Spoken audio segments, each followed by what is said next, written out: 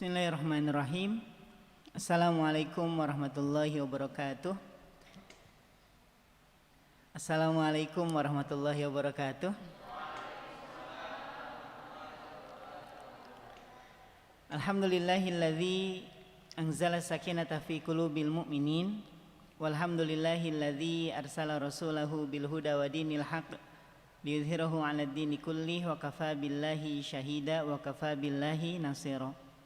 Asyhadu an la ilaha illallah wa asyhadu anna Muhammadan abduhu wa rasuluh la nabiyya wa la rasula ba'dah. Allahumma shalli wa sallim ala nabiyyina wa habibina wa maulana Muhammad wa ala alihi wa ashabihi wa man tabi'ahum bi ihsanin ila yaumiddin, amma ba'd. Teman-teman semuanya yang dirahmati dan dicintai oleh Allah Subhanahu wa taala, alhamdulillah pada kesempatan sore hari ini Allah masih memperkenankan kita untuk bisa melakukan kebaikan. Dan seperti yang sudah sering saya sampaikan, saat kita masih diberikan kesempatan untuk bisa duduk-duduk di majelis ilmu, maka berbahagialah. Kenapa? Karena Nabi SAW memerintahkan itu. Kalau sampai kita sempat nemuin taman surga, kata Nabi apa? Farta'u, maka bergembiralah kalian. Kalau diterjemahkan bebas, maka salto-salto di dalamnya. Maka mau pujungan juga pujungan aja silahkan di dalamnya. Saking bahagianya. Pernah nggak ngeliat orang bahagia? Lama nggak ketemu gitu kan? Misalnya ada orang yang amat sangat kita cintai, misalnya saudara kita ya, bukan yang lain ya. Kita suka banget sama dia tuh baik, ramah gitu ya. Ini sesama jenis ya. Kemudian ada kesempatan karena dia kerja di luar kota atau kuliah di luar kota atau di luar negara, saat ketemu muka kita datar kayak Conjuring atau penuh ekspresi saat ketemu? Penuh ekspresi, gak ada. Gimana kabarnya? Oh baik, oh ya sudah. Gak ada. Itu pasti kita akan memberikan ekspresi terbaik untuk saudara kita. Masya Allah lamanya gak ketemu. Nah seperti itulah gambaran yang Nabi SAW gambarkan saat kita bertemu dengan taman surga. Farta'u kata Nabi, bergembiralah kalian di dalamnya. Mau jumpalitan kek, mau main salto-saltoan kayak di dalamnya, yang penting kalian bahagia di dalamnya. Maka nggak heran fartau itu kalimat yang luas sebenarnya, artinya fartau itu bisa bergembira, bisa ya tadi seperti yang saya sampaikan, bisa salto-salto, bisa loncat-loncat, intinya bahagia deh. Dan sahabat bertanya, ya Rasulullah, segitunya kah di taman surga? Memang ada taman surga di dunia? Maka Nabi menjawab, ala wahiyya majalisul ilm. Ketahuilah salah satu taman di antara taman-taman surga adalah majelis ilmu. Maka berbahagialah teman-teman sekalian. Dan di pertemuan yang lalu juga saya sampaikan bahwa bumi yang kita pijak kelak akan berebut untuk bercerita tentang kebaikan-kebaikan kita yang kita lakukan di atasnya. Dan mudah-mudahan sore hari ini bumi yang kita pijak, bumi yang kita duduki pada kesempatan sore hari ini kelak akan bercerita tentang kebaikan kita hari ini di hadapan Allah Subhanahu wa taala. Amin ya rabbal alamin. Teman-teman semuanya, untuk mengawali tema kita yaitu 4 lisan yang membahagiakan pada kesempatan sore hari ini, saya ingin membukanya terlebih dahulu dengan sebuah kisah yang pernah terjadi di zaman Nabi SAW. Kisahnya seperti ini. Dalam sebuah kesempatan, Nabi itu duduk-duduk bareng dengan sahabat gitu. Lagi duduk-duduk seperti itu, kemudian terdengar suara debruk. Kemudian Nabi bertanya, kalian mendengar itu enggak? Dengar wahai Rasul. Suara apa itu? Ya kami enggak tahu. Itu adalah suara batu yang dijatuhkan 70.000 tahun yang lalu dan hari ini baru sampai ke dasar neraka. Kebayang ya, 70.000 tahun yang lalu dilemparkan dan baru hari ini dia sampai ke dasar neraka. Dalam hadis riwayat Imam Ahmad disebutkan bahwa ada orang gitu ya, dengan lisannya itu. Lisan ini kan sederhana ya, kita mau ngomong baik dia keluar baik, kita mau ngomong buruk juga dia keluar buruk. Nah, dalam hadis riwayat Imam Ahmad disebutkan, ada di antara umatku yang tergelincir ke dalam neraka sejauh 70.000 tahun perjalanan. 70 tahun perjalanan. 70 tahun perjalanan, kebayang nggak? 70 tahun, Bo. Dan hitungannya bukan hitungan dunia, tapi hitungannya akhirat. Ada orang kata Nabi yang Allah gelincirkan ke dalam neraka sejauh 70 tahun perjalanan. Maka sahabat bertanya, ya Rasulullah, apakah dia meninggalkan sholat? Enggak. Atau mungkin dia melakukan dosa besar? Enggak juga. Atau mungkin dia syirik kepada Allah? Enggak. Lantas apa yang menyebabkannya tergelincir ke dalam neraka sejauh itu wahai Rasul? Apa kata Nabi SAW? Dia tergelincir sejauh itu ke dalam neraka karena tergelincirnya lisan. Karena tergelincirnya lisan. 70 tahun perjalanan ya, kebayang enggak? Kalau nyanyi berapa album coba itu? 70 tahun. Bisa kebayang kan? Nah, ada kisah yang lain. Nabi itu pernah dapat curhatan dari para sahabat. Jadi masalah curcol itu bukan hanya terjadi di kita aja. Di zaman Nabi juga sudah ada yang seperti itu. Contohnya curcol orang-orang yang memiliki ekonomi yang ngepas-ngepasan gitu ya. Atau ashabus suffah misalnya. Atau yang lain di karangan fuqara lah, yang secara ekonomi ya berada di bawah lah. Kan curcol dengan Nabi, ya Rasulullah, kami iri ngeliat orang kaya itu. Nah, kenapa? Coba lihat orang kaya itu. Orang kaya, mereka sholat, ya kami juga sholat. Kami puasa, mereka juga bisa puasa. Ya kami qiyamul lail, mereka juga qiyamul lail. Tapi kami iri wahai Rasul dengan mereka. Apa yang kalian irikan? Mereka bisa bersedekah dengan hartanya dan kami tidak. Coba, indah enggak? Irinya itu bukan dengan kekayaannya, tapi dengan untuk apa kekayaan itu dipergunakan. Enggak ada tuh sahabat bilang gini, kami iri wahai Rasul, dia kaya kami enggak. Terus ya doain lah biar kami kaya gitu, enggak ada. Sahabat itu mengatakan, ya Rasulullah, mereka bisa bersedekah dengan hartanya dan kami enggak. Maka Nabi menjawab, likulli tasbihatin sodaqoh, setiap tasbih itu bernilai sedekah. Walikulli tahmidatin sodaqoh, dan setiap tahmid bernilai sedekah. Itu alhamdulillah yang biasa kita baca itu bernilai sedekah. Walikulli takbiratin sodaqoh, dan setiap takbir bernilai sedekah. Walikulli tahlilatin sodaqoh, dan setiap tahlil la ilaha illallah juga bernilai sedekah. Tuh curcol kan dengan Nabi. Sama dengan kisah yang satu ini, ya Rasulullah, aku punya tetangga, terus dia rajin sholat wahai Rasul, terus dia juga rajin puasa. Iya, terus qiyamul lailnya juga saya dengar tiap malam ya Rasul. Puasanya paling rajin, tilawahnya juga bagus. Lah terus apa masalahnya? Punya tetangga sebagus itu kenapa gitu loh. Paham ya? Rajin tilawah, rajin qiyamul lail, puasanya juga oke. Terus apa masalahnya dengan punya tetangga seperti itu? Apa kata sahabat ini? Tapi aku tidak pernah selamat wahai Rasul dari lisannya. Apa kata Nabi? Hiya finnar, dia di neraka. Gitu aja jawabannya. Jadi nggak panjang kali lebar. Nabi menjawab hiya finnar, dia wanita itu di neraka. Kebayang kan, rajin sholat, rajin ngaji, rajin puasa, tapi lisannya nggak bisa dijaga, dia di neraka kata Nabi. Nah, lisan yang sederhana ini teman-teman semuanya ternyata itu bisa mengantarkan pemiliknya kepada kebahagiaan dunia dan akhirat, bisa juga mengantarkan pemiliknya kepada kesengsaraan dunia dan akhirat. Itu poinnya. Maka khusus hari ini kita akan membahas tentang 4 lisan yang membahagiakan. Kalau 4 lisan yang mencelakakan tuh rasa-rasanya kita sudah paham banget ya. Ngomongin orang, ngiriin orang, terus ngibahin orang, itu udahlah biasa. Nah, hari ini kita bahas yang membahagiakan. Yang pertama, lisan yang membahagiakan itu adalah lisan yang terbiasa mengucapkan kalimat-kalimat yang baik. Ini yang pertama. Lisan yang terbiasa mengucapkan kalimat-kalimat yang baik. Kalau ada pertanyaan gini teman-teman, mengucapkan kalimat yang baik itu kayak ceramah kah Ustaz? Kayak tablik akbar gitu kah Ustaz? Enggak. Kayak ngasih nasihat gitu gak? Enggak juga. Jadi mengucapkan kalimat yang baik itu sederhananya adalah membiasakan lisan kita untuk mengucapkan kalimat-kalimat thayyibah. Contohnya apa?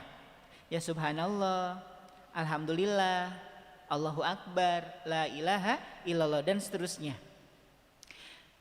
Kenapa ini berada pada posisi yang pertama? Karena ini catat sebagai quote juga boleh ya.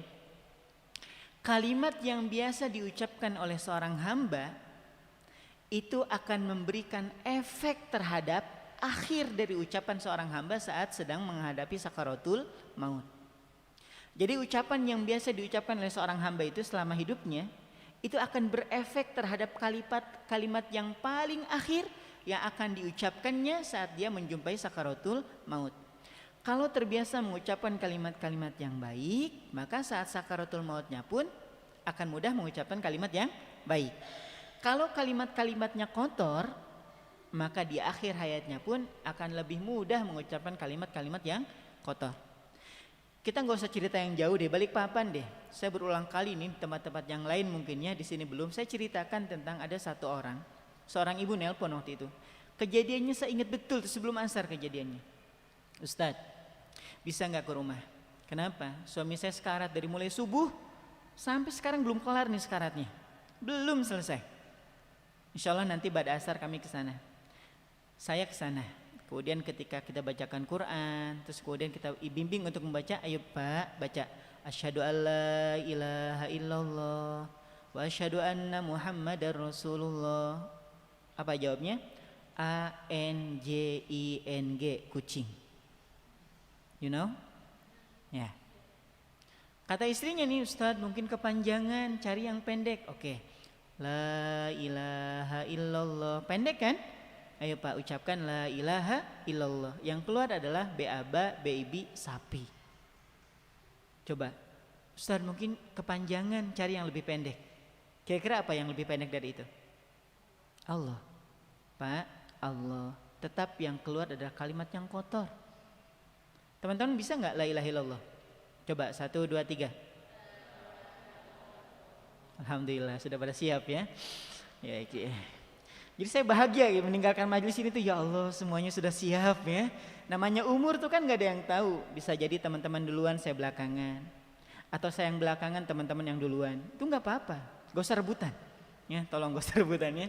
Nah teman-teman semuanya, ternyata setelah kejadian ini, kemudian jam 10 kami pamit ya, karena memang takut terjadi fitnah. Bayangkan ya, dari sebelum maghrib kita bacakan ayat Al-Quran, kita bimbing, kita tinggal maghrib dulu, kemudian saat isya kita tinggalin sholat isya dulu, terus kita talkin dan ternyata nggak berhasil gitu. Nah keesokan harinya ada kabar, Ustadz ditelepon lagi tuh, suami saya meninggal Ustadz, suami saya meninggal, maka takziah ya. Apa kata si ibu? Yes. Laju kemarin ya. Baik, apa kata si ibu? Ustadz maafkan suami saya. Gak apa-apa, bukan buat saya ucapannya itu. Itu Ustadz, itulah suami saya. Coba bayangkan, kita tidak sedang menggali keburukannya, tapi istrinya bercerita, dia bilang, Ustadz maafkan suami saya, itulah suami saya. Penasaran kan? Biasa kepo kan, ini jiwa kekepoanku ini membuncah ya. Kemudian saya sampaikan, kenapa Bu? Ya itulah suami saya. Jadi kalau di sini Ustadz, di kampung ini, kalau pagi, siang, sore atau malam ada orang teriak-teriak dengan teriakan seperti itu, orang-orang juga udah tahu itu suami saya. Paham nggak? Kalau pagi, siang, sore, malam di kampung ini ada orang teriak-teriak dengan teriakan seperti kemarin, orang juga udah tahu itu suami saya. Bisa dipahami? Dan ternyata saya bisa mengambil kesimpulan bahwa ucapan yang biasa diucapkan oleh seorang hamba itu akan berakibat kepada ucapan yang paling akhir yang akan diucapkan oleh seorang hamba. Bisa dimengerti ya? Nah teman-teman semuanya, kalau teman-teman merasa gini, cukup dengan itu kah? Cukup sebenarnya. Dengan membiasakan lisan kita mengucapkan kalimat-kalimat yang baik, maka rasa-rasanya tidak ada lagi kesempatan untuk lisan kita mengucapkan kalimat yang kotor. Kebayang nggak? Misalnya ada teman-teman nih, punya teman nih, kemudian setiap kali duduk dia bilang subhanallah, subhanallah, subhanallah. Kemudian pas jalan la haula wala quwata illa billah, gitu aja. Pas kaget, ternyata yang keluar kucing. Rasa-rasanya emang nggak nyambung gitu loh. Orang biasa subhanallah, dikagetin kucing, nggak ada. Kalau terbiasa mengucapkan kalimat yang baik, keplesetnya aja keluar kalimat yang baiknya seperti teman-teman lah ya, kelihatin wajah-wajah ahli surga kan. Wow, keplesetnya aja baca Yasin. Wow. Lama ya, kagetnya aja lama coba. Nah seperti itu gambarannya. Jadi kalau ada orang bilang kayak gini, cukup nggak dengan kalimat itu? Cukup. Bahkan kalimat tahlil itu la ilaha illallah itu luar biasa loh. Dari sahabat Abu Sa'id Al-Khudri. Catat siapa tahu ada pertanyaan ya. Nah, ini ada bukunya 4 loh ya, Masya Allah keren-keren ilmunya. Nah, Dari sahabat Abu Sa'id Al-Khudri, hadis ini diriwayatkan oleh Imam Tabrani ketika Nabi bercerita tentang kisah Nabi Musa alaihissalam. Nabi Musa yang kita kenal itu adalah Nabi yang bergelar Kalimullah, Nabi yang biasa bercakap-cakap langsung dengan Allah. Itu Nabi Musa, keistimewaannya itu. Jadi kalau lagi jenuh gitu ngobrol dengan Allah, kalau lagi ada masalah langsung ngobrol dengan Allah dan langsung dijawab gitu loh. Masih ingat gak ketika Nabi Musa dikejar sama tentara Fir'aun? Masih ingat? Kemudian terdesak di mana? Di Sungai Nil. Di mana? Di Laut Merah. Jangan ikut-ikutan ke sini. Di Laut Merah. Apa kata Nabi Musa? Ya Allah, gimana sudah ini? Udah mentok. Apa kata Allah? Pukulkan tongkatmu, maka terbelah lautan. Coba sekiranya Allah lama nge-reply-nya. Ya Allah, gimana tentara Fir'aun nih udah dekat, dibiarin aja sehari 2 hari. Ya selesailah kisah Nabi Musa sampai di situ. Ya kan? Langsung Allah jawab. Terus kemudian ketika sudah sampai di seberang, terus kemudian merasa lapar, ya kan? Merasa lapar, merasa haus, pukulkan tongkatmu maka keluarlah sumber mata air. Ini Masya Allah, ngobrol langsung dengan Allah. Nah di kisah ini, dari sahabat Abu Sa'id Al-Khudri ini, Nabi bercerita tentang Nabi Musa yang pada satu kesempatan Nabi Musa ngomong dengan Allah gini, Ya Rabbi, wahai Tuhanku, alimni syai'an adzkuruka wa da'uka bih. Ajarkan kepadaku ya Allah tentang sebuah kalimat yang dengan kalimat itu aku akan terus mengingatmu dan terus berdoa kepadamu. Apa kata Allah? Qul ya Musa la ilaha illallah. Katakan saja wahai Musa, la ilaha illallah. Apa kata Nabi Musa? Ya Rabbi, wahai Tuhanku, kullu ibadika yaquluna hadza. Semua hambamu juga mengucapkan kalimat ini. Jadi gak ada yang aneh gitu loh. Ya Allah, yang lain deh, yang spesial gitu nah. Ada gak yang spesial yang lebih dari itu? Apa kata Allah? Ya Musa, wahai Musa, lau annas samawati sab'a wa amirahunna ghairi. Sekiranya 7 lapis langit beserta hiasannya. Tahu hiasan langit kan? Bulan, bintang, awan, planet, wajah mantan. Ya, ada? Ini contoh ya. Gak usah dipikirin ya, gak usah dipikirkan. Itu sekiranya ya. Kata Allah selain aku, wal aradina sab'a, dan kutambahkan 7 lapis bumi wa man fihinna beserta isinya. Fi kifatin, kuletakkan dalam satu timbangan. Timbangan dulu kan gitu ya, kiri kanan ya, benar nggak? Sekarang kan timbangan cuma satu. Dulu tuh memang udah biasa lah, kiri kanan nih timbangan. Apa kata Allah? Wa kalimatu la ilaha illallah fi kifatin, dan kalimat la ilaha illallah nilainya itu aku letakkan dalam satu timbangan. Jadi gini nih, ini 7 lapis langit dan 7 lapis bumi, dan ini kalimat la ilaha illallah. Malat bihinna la ilaha illallah. Niscaya timbangan tersebut akan lebih berat kepada kalimat la ilaha illallah. Sebenarnya cukup dengan membiasakan lisan kita mengucapkan kalimat-kalimat yang baik. Inilah lisan yang akan mengantarkan kita kepada kebahagiaan dunia dan akhirat. Gitu. Paham yang pertama? Biasain deh dari sekarang. Pokoknya kalau temennya ngajak gosip la ilaha illallah gituin. Ya, gak usah kenceng-kenceng, cukup bisikan di telinganya. Paham ya? La ilaha illallah. Mau pikir gue mau mati gitu ya? Ya ingat matilah sudah. Gitu. Ini yang pertama. Yang kedua, lisan yang membahagiakan itu adalah lisan yang gemar mengajak orang lain kepada kebaikan. Kalau dulu kan cuma lisan, sekarang tambahin deh tu gitu ya. Tu dalam kurung lisan. Jadi bisa lisan, bisa tulisan. Lisan yang gemar mengajak orang lain kepada kebaikan. Untuk mengajak orang lain kepada kebaikan nih teman-teman semuanya, gak mesti nunggu jadi ustaz. Gak mesti juga nunggu disebut gelarannya gelaran ustazah. Gak mesti. Karena mengajak orang kepada kebaikan itu kewajiban setiap individu. Selama ya mengajaknya bukan ngajak kelahi. Ya kan? Lagi nongkrong, azan berkumandang, Allahu Akbar, Allahu Akbar. Wah berdiri dia. Ini kafir semuanya kan, gak ada yang sholat. Woi. Ini ngajak sholat, ngajak ribut. ngajak ribut, nyata sudah itu. Paham? Selama kita ngajak itu dengan qaulal layyina, dengan bahasa yang lembut gitu ya, dengan perkataan yang baik, qaulan sadida, atau dengan kalimat-kalimat yang menyentuh hati lah paling enggak. Kayak tadi tuh diajak bergosip, kita bisikan dengan lembut di telinganya, la ilaha illallah kan gitu ya. Itu ngajak ribut juga Ustaz, ya, yang enggak usah dipakai kalau gitu ya. Nah, jadi untuk mengajak orang lain kepada kebaikan itu, jadi enggak mesti kita bergelar ustaz atau ustazah. Ajak aja semampu kita. Ustaz, saya enggak tahu dalilnya. Selama kita pernah dengar dari kiai, dari ustaz atau dari habib atau dari guru kita, selama kita tahu bahwa itu ada dasarnya, sampaikan. Jadi nggak mesti hafal dulu hadisnya. Kalau kita mengamalkan sesuatu setelah kita tahu dulu hadisnya, repot rasa-rasanya. Di sini yang punya adik, cung angkat tangan. Yang punya adik, bukan adik-adean loh ya.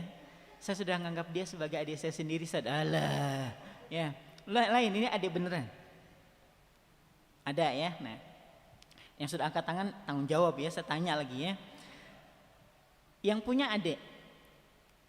Saya mau tanya, kalau ngajarin adiknya makan pakai tangan apa? Apa hadisnya? Ayo jawab. Ayo.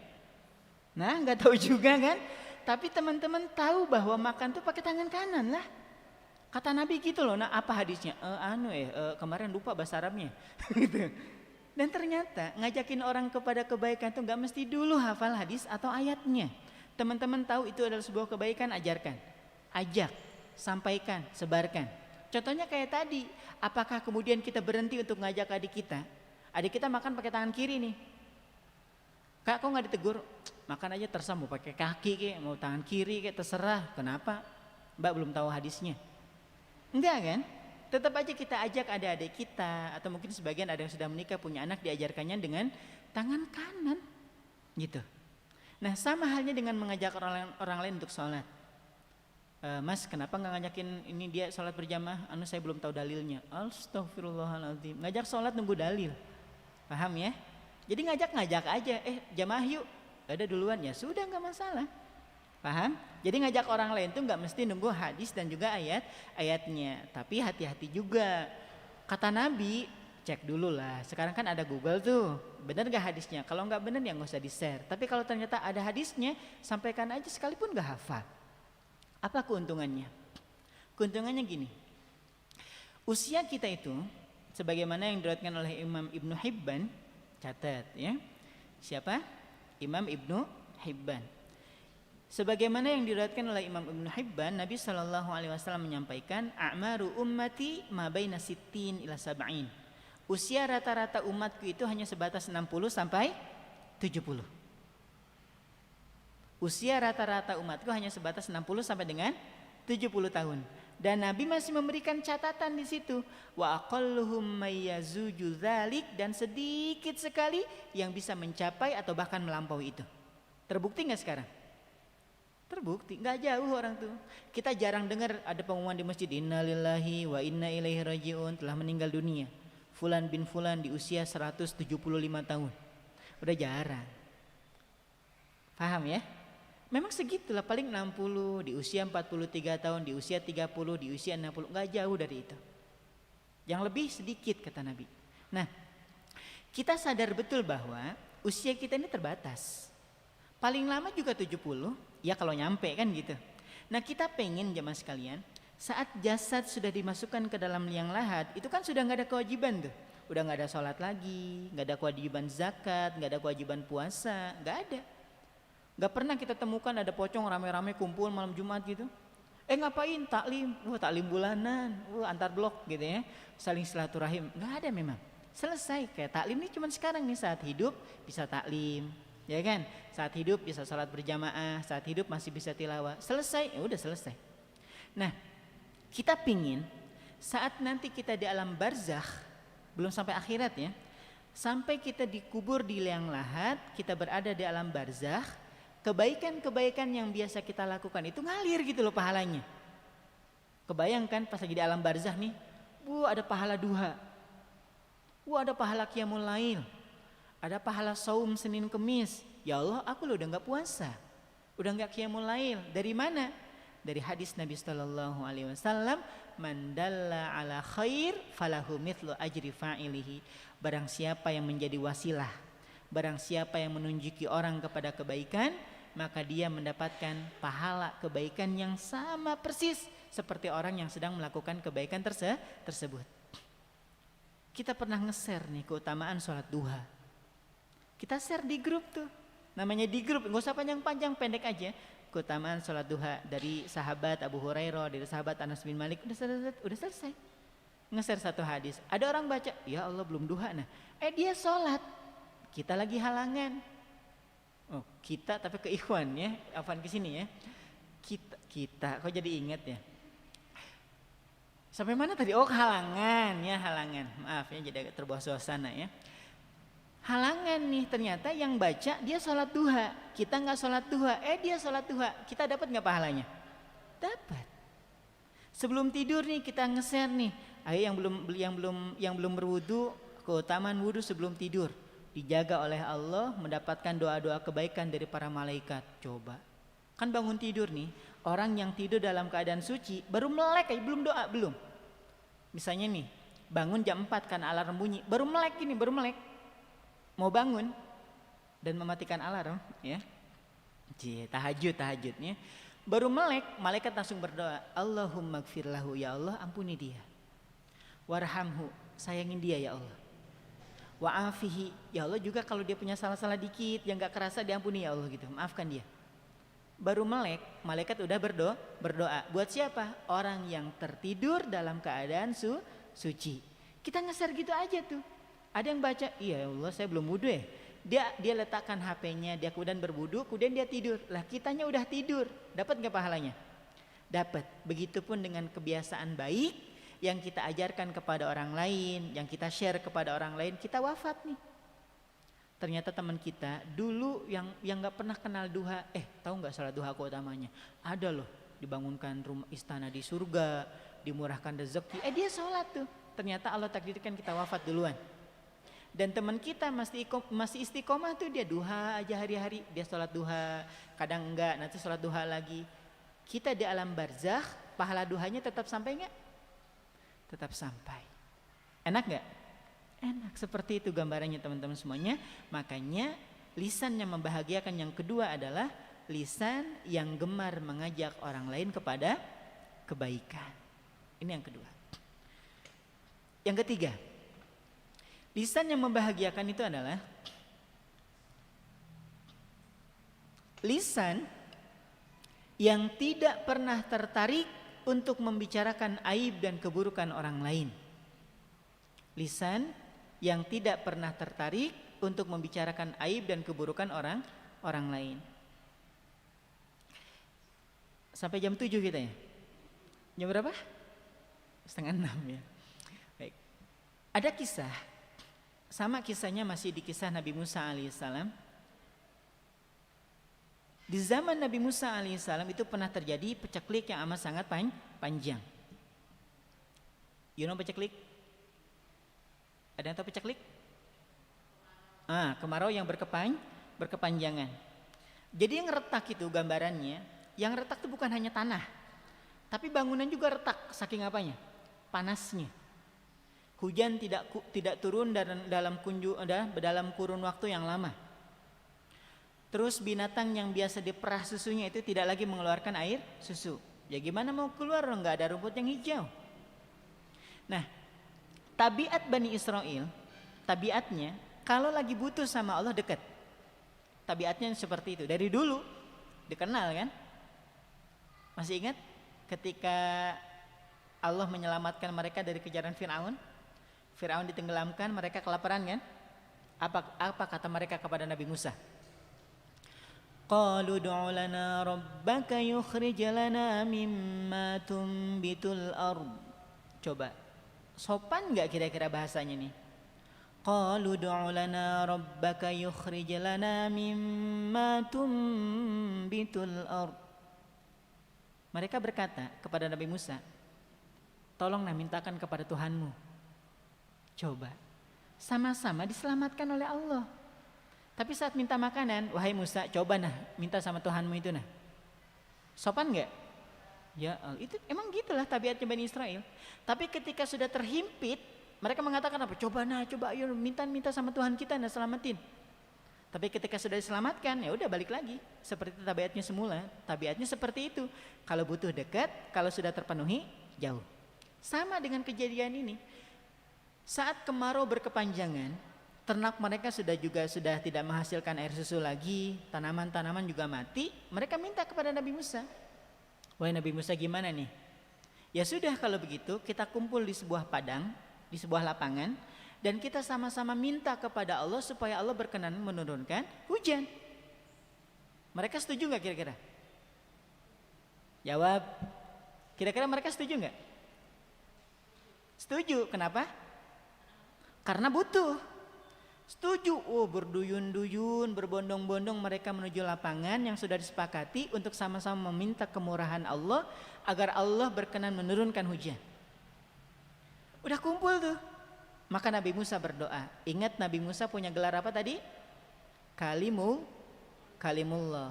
Nabi yang bisa berbicara langsung dengan Allah.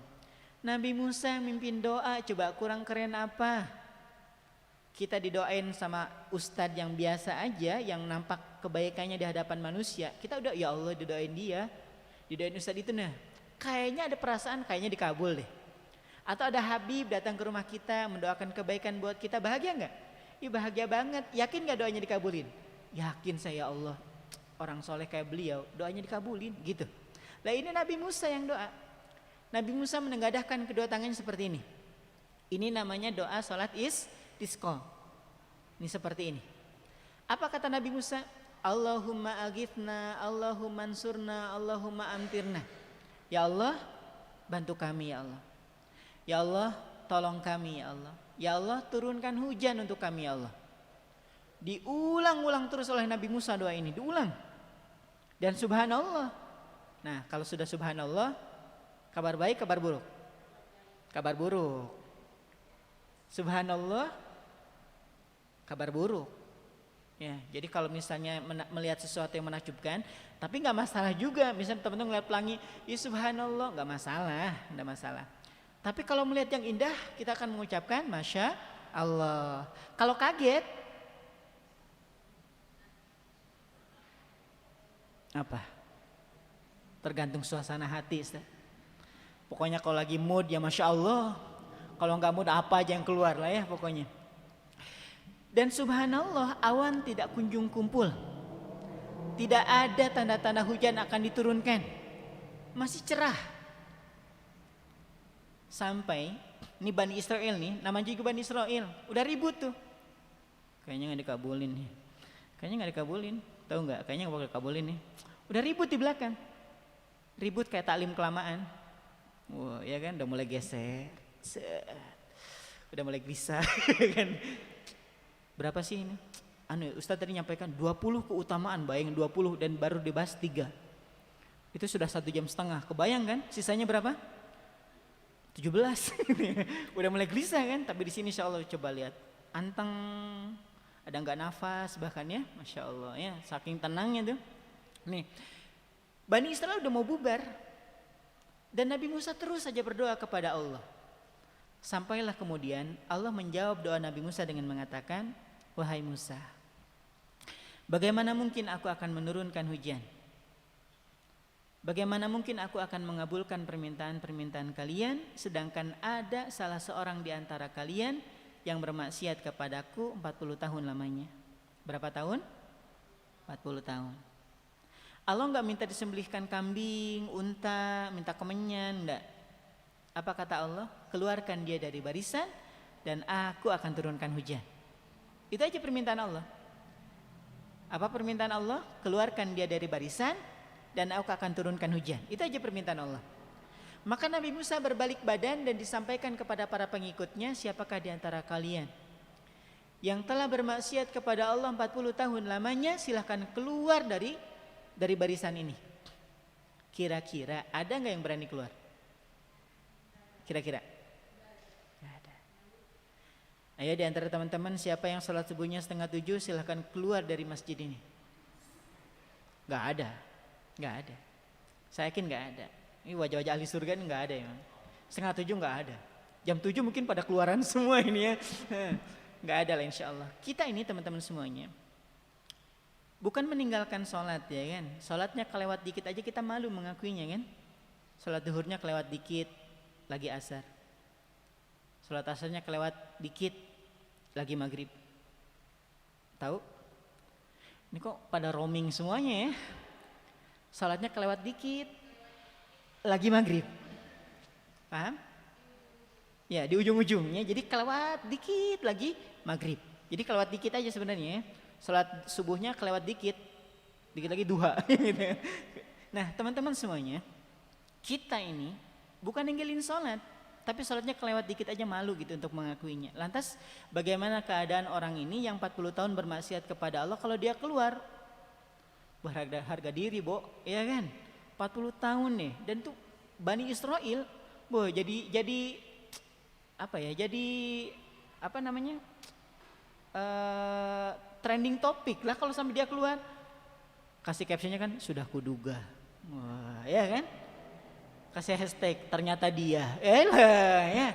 Tuh, seandainya waktu itu sosmed sudah mulai membooming ya, ternyata nggak ada kan waktu itu. Nggak ada yang berani keluar. Nabi Musa bertanya lagi, coba ayo nah keluar sudah. 40 tahun yang bermaksiat kepada Allah, coba dah keluar deh. Allah akan turunkan hujan buat kita. Nggak ada yang berani keluar. Sampai kata Nabi Musa, ya sudah kalau gitu. Kalau memang tidak ada yang berani keluar, aku akan kembali menghadap Allah dan meminta kepada Allah agar Allah berkenan menurunkan hujan. Berbalik badan Nabi Musa. Berbalik badan lagi tuh buat mimpin doa. Dan Masya Allah. Nah kalau Masya Allah ada kabar apa? Nabi Musa berbalik badan dan hujan turun. Coba. Nabi Musa belum berdoa. Tidak ada orang yang keluar dari barisan. Lantas Allah turunkan hujan. Maka bergejolaklah jiwa ingin tahu Nabi Musa, ya kan, sebagaimana kita saat ada orang yang membuat status, ya. Apa kemarin statusnya? Lagi kesel nih sama si dia. Wah. Kan tingkat kepo kita kan iya kan, sebagai netizen kan, sebagai dirijen ini kan membuncah ya. Siapa sih Mbak? Nah, gitulah gambarannya. Ya Robbi, kata Nabi Musa, ya Allah. Bukankah tadi aku menengadahkan tangan? Bukankah tadi aku berdoa? Bukankah tadi engkau memerintahkan kepadaku untuk mengeluarkan hamba engkau yang bermaksiat 40 tahun kepadamu dari barisan? Dan tidak keluar. Lantas kenapa engkau turunkan hujan? Apa kata Allah? Innahu qad taba ya Musa, sungguh hambaku itu telah bertaubat wahai Musa. Nabi Musa tambah penasaran kan? Ya Rabbi, wahai Tuhanku, kalau memang begitu, tunjukkan kepadaku siapa orangnya yang karenanya engkau menahan hujan dan karena taubatnya engkau turunkan hujan. Apa kata Allah? Nah ini titiknya di sini, titik poinnya tuh di sini. Kata Allah Subhanahu wa taala, wahai Musa, 40 tahun dia bermaksiat kepadaku, kututupi aibnya. Dan hari ini dia telah bertaubat. Apa mungkin aku akan kembali membuka aibnya? Masya Allah.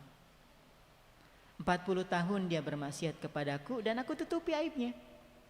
Dan hari ini dia telah bertaubat. Apa mungkin aku akan kembali membuka aibnya? Nabi Musa dikasih tahu nggak?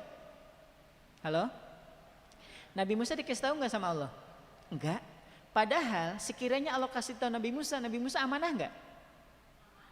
Amanah Nabi. Tapi tidak Allah lakukan itu. Kenapa?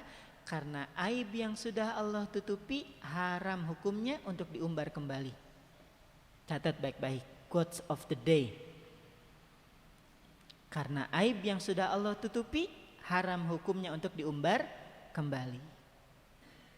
Oke. Ini yang kedua. Ya, yang keberapa? Yang ketiga ya. Tenang. Ya, yang ketiga. Ya. Jadi lisan yang membahagiakan itu adalah lisan yang tidak pernah tertarik untuk membicarakan aib dan keburukan orang lain. Makanya saya pernah buat status kan, yang mengikuti status saya. Saya pernah buat status seperti ini. Saat kita melewati tumpukan sampah yang digerubungi oleh lalat, maka bersyukurlah. Kenapa? Karena Allah tidak menghadirkan aroma apapun terhadap keburukan dan dosa kita. Benar gak? Saat kita melewati tumpukan sampah yang digerubungi oleh lalat, maka bersyukurlah. Kenapa? Karena Allah tidak menghadirkan aroma apapun terhadap keburukan dan dosa yang telah kita lakukan. Gitu. Jadi kalau misalnya ditunjukkan nih, ya Allah, siapa sih yang mau hadir? Seandainya nih aib orang yang sedang berbicara ini Allah nampakkan, atau kemudian Allah bukakan, saya yakin gak ada yang hadir ini. Siapa yang ngisi? Ustaz Dery, salah kayak gitu didengerin kan gitu. Tapi ternyata teman-teman masih mau pada hadir, masih mau duduk. Itu bukan karena saya mulia tanpa dosa, bukan. Tapi karena Allah masih terlalu baik untuk menyembunyikan aib orang yang sedang berbicara ini. Ini yang ketiga. Yang keempat atau yang terakhir, lisan yang membahagiakan yang terakhir adalah lisan yang gemar mendoakan saudaranya tanpa sepengetahuan saudara yang sedang didoakan. Atau dengan bahasa teman-teman ya boleh dirangkai lagi ya. Jadi lisan yang gemar mendoakan saudaranya tanpa sepengetahuan saudara yang sedang didoakannya. Ini yang terakhir dari pembahasan kita insyaallah. Ini apa? Oh, pertanyaan. Ayo insyaallah. Ikhwan akhwat. Jadi gini teman-teman semuanya. Kebanyakan dari kita, kebanyakannya, enggak semuanya enggak. Kalau ngelihat ada orang yang nggak sesuai gitu loh, misalnya kayak tadi tuh, ini kan daerah masjid ya, nggak mungkin juga di sini sih, di jalan gitu, atau pas kita di jalan disalib, cenderung untuk mendoakan kebaikan atau keburukan biasanya. Wow, kompak ya kalau kayak gini ya, luar biasa. Ada di sini kalau pas disalib, masya Allah ahli surga. Ada? Ya enggak ada memang. Ada orang ngeselin banget lewat di depan kita. Rasa-rasanya jarang gitu kita doakan, ya Allah jadikan dia ahli surga, jadikan dia hamba yang kau cinta, jarang. Itu sumpah serapah biasanya. Nah itulah kita. Ya walaupun nggak sebagian, nggak semuanya, enggak. Saya ingin membicarakan secara keseluruhan bahwa ketika melihat keburukan orang lain itu rasa-rasanya pengen nyumpah aja bawaannya. Padahal ada satu celah di sana supaya kita mendapatkan kebaikan gitu loh. Ada yang ngelihat keburukan orang lain, kita nggak terpancing untuk ikut kepo. Kita tidak terpancing untuk sumpah serapah. Kenapa?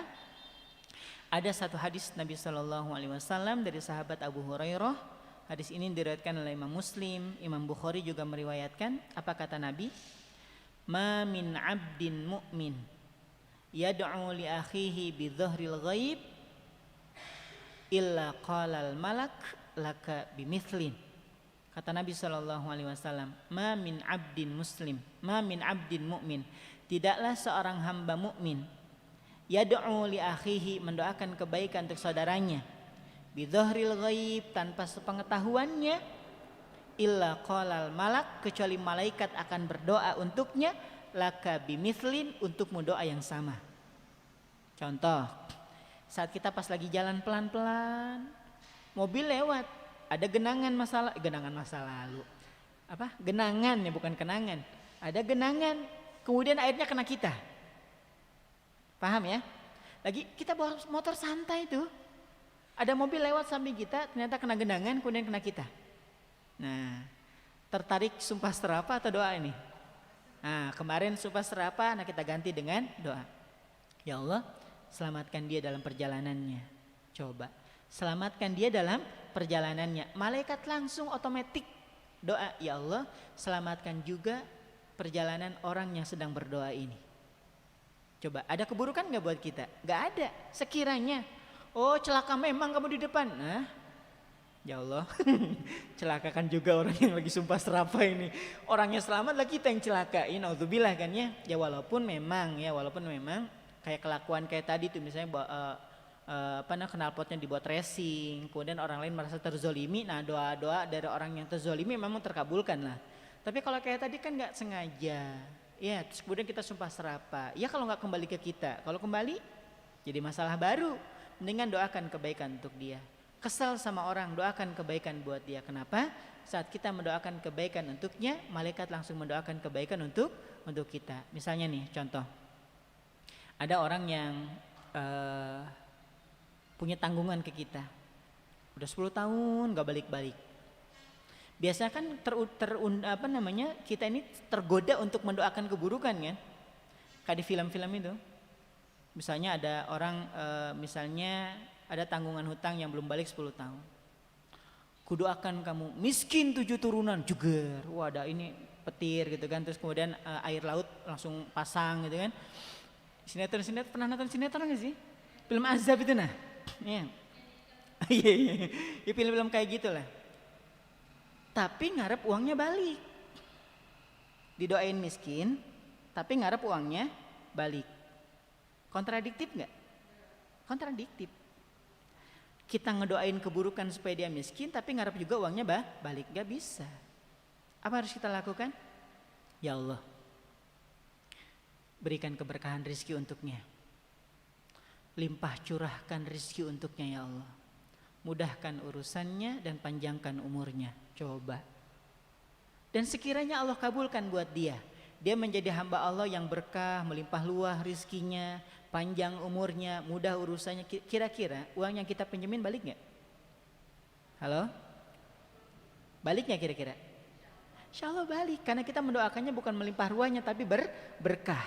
Dan rizki yang berkah akan mudah untuk menunaikan kewajiban-kewajiban itu, Masya Allah. Paham? Kalaupun ternyata Allah memilih untuk tidak mengabulkan untuknya, tapi Allah mengabulkan buat kita. Malaikat kan langsung doa ya, ingat ya, saat kita berdoa, malaikat langsung mendoakan. Apa doa kita tadi? Ya Allah, titipkan keberkahan rizki untuknya. Maka malaikat berdoa, ya Allah, titipkan keberkahan rizki untuk orang yang sedang berdoa ini. Ya Allah, panjangkan umurnya. Ya Allah, panjangkan juga umur orang yang sedang berdoa ini. Ya Allah, mudahkan urusannya. Maka ya Allah, mudahkan juga urusan orang yang sedang berdoa ini. Paham? Ada keburukannya nggak di situ? Nggak ada. Kalaupun Allah tidak mengabulkan untuk dia, paling tidak Allah akan kabulkan buat siapa? Buat kita. Makanya ini adalah lisan yang bisa membahagiakan kita. Saat kita kesal dengan orang lain, saat orang lain membuat salah kepada kita, kita malah lebih sempat mendoakan kebaikan-kebaikan untuknya, sekalipun tanpa sepengetahuannya. Gak usah di WA juga abis itu. Aku diam-diam mendoakan kamu kok. Ya itu ngomong namanya. Ya, ngasih tahu. Ini beneran di belakang. Ada kabar info sakit dari temannya, kita ya Allah sembuhkan dia ya Allah. Sekalipun kita nggak ngerespon tuh di grup, kita doain ya Allah mudah-mudahan engkau sembuhkan dan seterusnya. Paham? Nah inilah 4 lisan yang bisa membahagiakan kita semuanya, dan mudah-mudahan kita termasuk hamba-hamba Allah yang mendapatkan taufik sehingga kita mudah mengucapkan kalimat-kalimat yang baik, mudah mengajak orang lain kepada kebaikan, tidak tertarik untuk membicarakan aib dan keburukan orang lain, dan mudah-mudahan kita pun menjadi hamba Allah yang lebih mudah mendoakan kebaikan untuk saudara kita dibanding dengan sumpah serapah. Wallahu a'lam bishawab. Baik.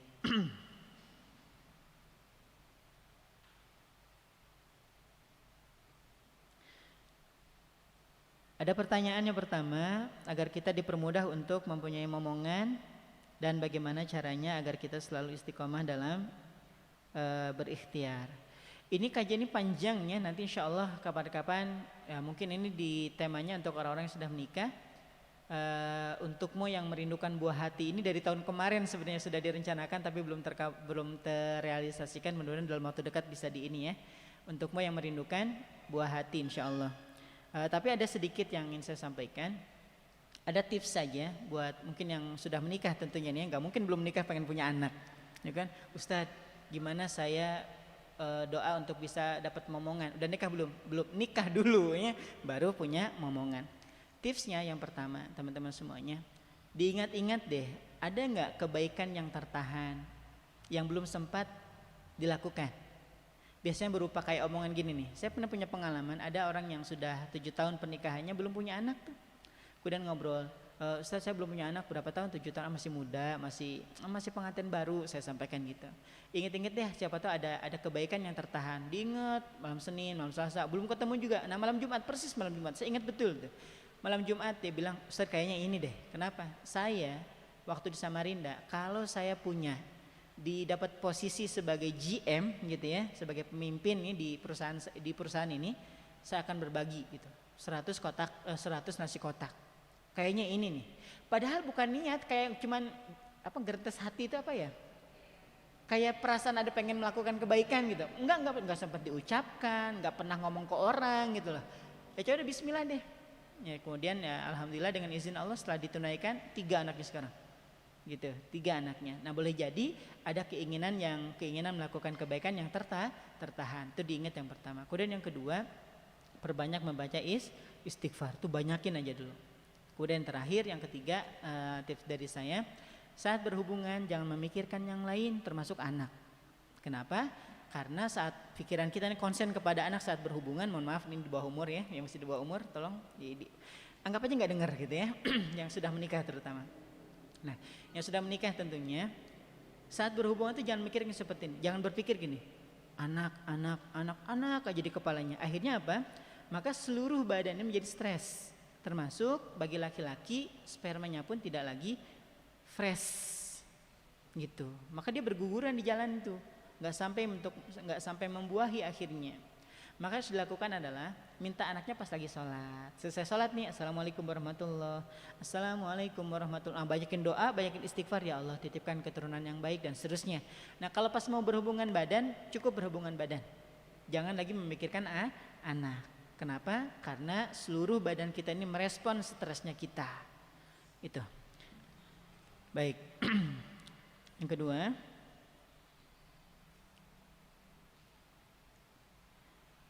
jika kita menghindari untuk berkata yang tidak bermanfaat dan kita berusaha berzikir, namun bagaimana jika beberapa orang di sekitar kita selalu mengajak kita mengobrol yang tidak bermanfaat? Nah tadi tuh bisikan di telinganya, la ilaha illallah. Ya, bagaimana menolaknya agar tetap menghargai mereka? Nah gini, sebentar. Kita ini yang perlu kita pahami bahwa kita berteman bukan dengan malaikat. Kita ini berteman dengan manusia. Dan tidak bisa juga kita menganggap bahwa semua manusia atau semua kawan kita itu sama seperti kita gitu loh. Cara berpikirnya, cara sholatnya, cara semangat dia qiyamul lail, gak bisa disamain, itu gak bisa, gak mungkin bisa.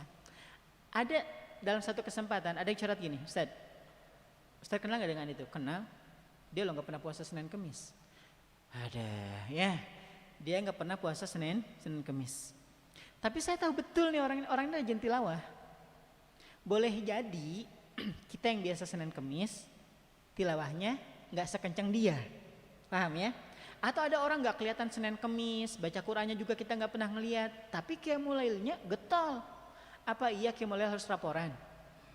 Buat status gitu, OTW tahajud, cie. Gak usah dikomen takut ria. Loh, apa maksudnya kisana? Ya, tidak seperti itu Carlota ya. Baik, kita lanjutkan. Jadi kita ini berteman dengan manusia. Jadi saat dia ngomong kepleset, dia ngomongin orang, ya udah nggak usah ditimpali, ya nggak usah ditimpali. Syukur-syukur kalau kita bisa menyelipkan tema yang lain gitu ya. Lagi ngomongin orang nih, tahu nggak kemarin gitu ya. Kita cari aja topik yang lain. Tapi kalaupun ternyata kita sudah ada di kumpulan itu, teman-teman ngomongin keburukan orang lain dan ternyata kita nggak bisa nyegah tuh gimana saja, sudah diamin aja sambil doain, ya Allah mudah-mudahan teman-teman dapat kebaikan gitu ya.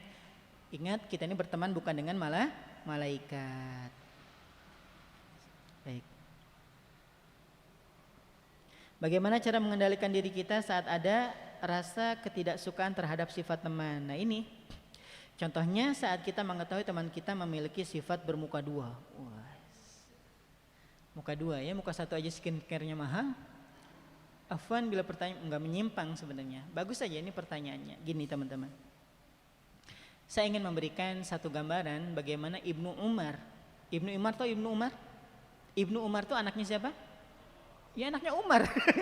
Ibnu Umar masa anaknya Asep? Ya, enggak nyambung lah. Ibnu Umar berarti anaknya Umar. Ibnu Umar itu punya teman yang seperti ceritakan ini, muka dua gitu. Jadi kalau kesana apa, kesini apa gitu kan gitu. Bagaimana perlakuan Ibnu Umar terhadap sahabatnya ini? Ibnu Umar itu melakukan sesuatu yang terbaik. Apa yang bisa diberikan yang terbaik. Ketika dia berbicara tentang keburukan orang lain, misalnya nih, Ibnu Umar tahu nggak? Gitulah ya kan, si dia tuh cerita tentang keburukan gitu tentang saudaranya. Maka yang dilakukan oleh Ibnu Umar adalah membicarakan kebaikan orang yang sedang berbicara. Itu tipsnya. Karena fitrah manusia suka akan pujian. Jawab dengan jujur. Teman-teman suka dipuji atau suka dicaci? Jujur. fitrahnya suka dipuji. Gak ada orang caci saya, tolong nah caci saya, gak ada. Dicaci sakit hati, tutup akun Facebook, blokir ya. Tuh, gak ada, memang fitrahnya seperti itu. Fitrah manusia itu suka akan pujian. Yang dilakukan oleh Ibnu Umar adalah memuji orang yang sedang berbicara. Padahal yang dia cerita adalah keburukan saudaranya. Tahu gak Ibnu Umar? Dia itu sholatnya ketinggalan terus, gak pernah baca Quran, jarang puasa. Yang dilakukan oleh Ibnu Umar adalah memuji kebaikannya. Iya ya, Masya Allah kamu tuh ya, sholat selalu awal, baca Qurannya juga rajin. Nah paham? Jadi kalau kita gak suka dengan teman kita yang bermuka dua, saat dia datang ke kita, dia cerita tentang keburukan orang lain, dengan harapan kita akan bercerita tentang keburukan orang lain dan dia akan sampaikan ke yang lain kan gitu. Ceritain aja tentang kebaikan dia. Jangan pernah terpancing untuk membicarakan aib dan keburukan orang lain. Udah tahan aja gitu. Jadi kalau misalnya kita gak suka dengan dia, udah ceritain aja tentang kebaikan dia, terus supaya sifat kebaikannya itu nanti muncul, fitrahnya muncul, dan mudah-mudahan dia kembali ke jalan yang benar. Wallahu a'lam bishawab. Baik, mudah-mudahan bisa menjawab ya.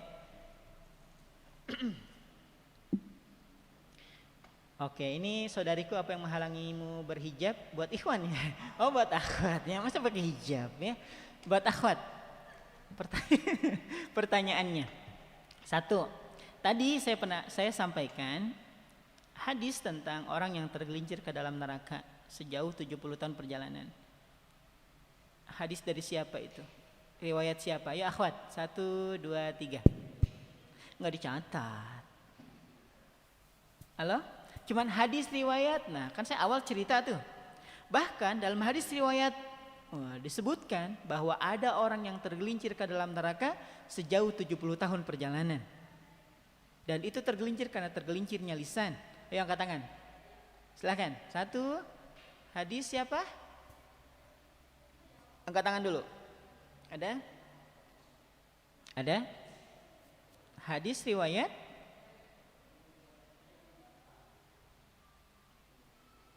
Sebutin aja satu-satu ya kan, siapa tahu betul ya. Ayo. Gak ada? Oke, yang lain. Nabi Musa alaihissalam meminta kepada Allah untuk diajarkan sebuah kalimat. Maka Allah mengajarkan kalimat apa itu? Angkat tangan. Tuh silakan tuh. Ya. Kalimat apa? La ilaha illallah. La ilaha illallah. Kenapa? Kok itu kalimatnya ya Allah, minta yang lain deh. Apa kata Allah?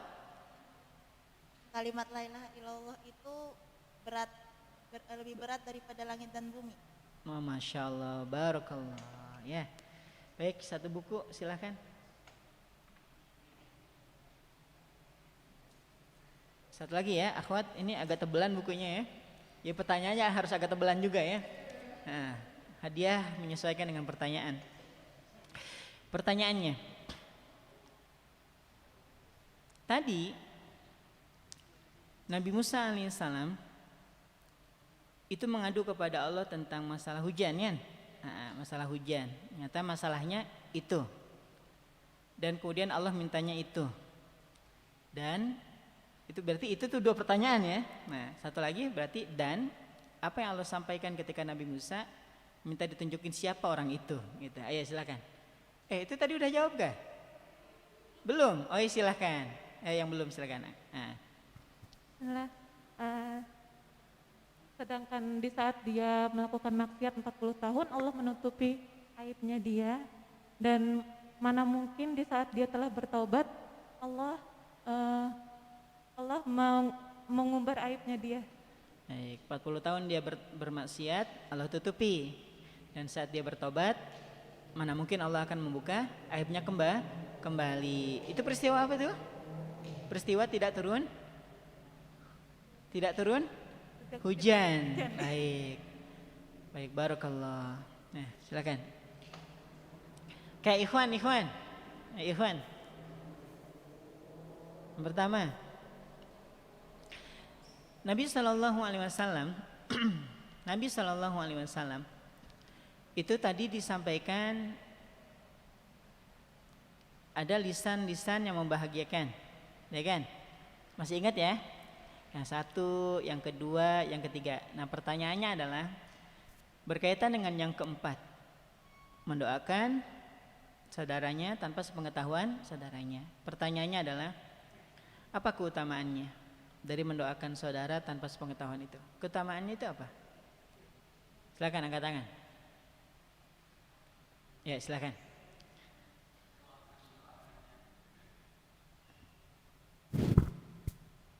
Allah akan mendoakannya kembali Allah, sesuai dengan doanya.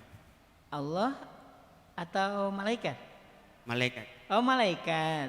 Allah. Allah atau malaikat? Aku nggak dengar tadi ya. Saya dengar itu malaikat ini. Malaikat. Atau? Oh, malaikat. Yakin nih malaikat. Gimana tadi hadisnya tuh? Ma min abdin muslimin yada'u li akhihi Oh, masya bidahril Allah. ghaib illa qalal malak laka bimislim. Oh, hafal hadisnya. Ma min abdin mu'min atau ma min abdin mukmin ya. Mukmin. Ma min abdin mukmin yad'u li akhihi bidaril ghaib ila qalal malak laka bimislin. Nah, ini karena jawab hadisnya ini hafal loh, enggak ngelihat buku loh. Masya Allah, barakallah, yang besar hadiahnya. Barakallah. Jadi malaikat akan mendoakan kebaikan yang sama persis ya dengan doa yang dipanjatkan oleh seorang hamba. Pertanyaan terakhir buat ikhwan. Sebutkan aja deh 4 lisan yang membahagiakan. Silakan angkat tangan. Sebutin aja, nggak apa-apa. Mau lihat, mau nyontek juga boleh, silakan. 1, 2, 2. Kebiasaan deh suka kayak gini. Yang benar, nah silakan. Ayo. Silakan. 1. Yang pertama mengucapkan kalimat yang baik-baik. Ya. Yang kedua mengajak orang lain kepada kebaikan. Nah, masya Allah. Dan yang ketiga tidak membicarakan atau membongkar aib orang lain. Nah, yang keempat. Dan yang keempat mendoakan kebaikan untuk orang lain tanpa sepengetahuannya. Masya Allah, barakallah, soleh. Barakallah. Alhamdulillah, mudah-mudahan yang sederhana ini bisa memberikan manfaat buat kita semuanya. Dan insya Allah kapan waktu kita akan berjumpa lagi dengan izin Allah. Mungkin ini yang bisa disampaikan. Kurang lebihnya mohon dimaafkan. Aku qouli hadza. Assalamualaikum warahmatullahi wabarakatuh. Waalaikumsalam. Barakallahu fikum Ustaz. Terima kasih atas materi yang telah disampaikan. Semoga apa yang beliau sampaikan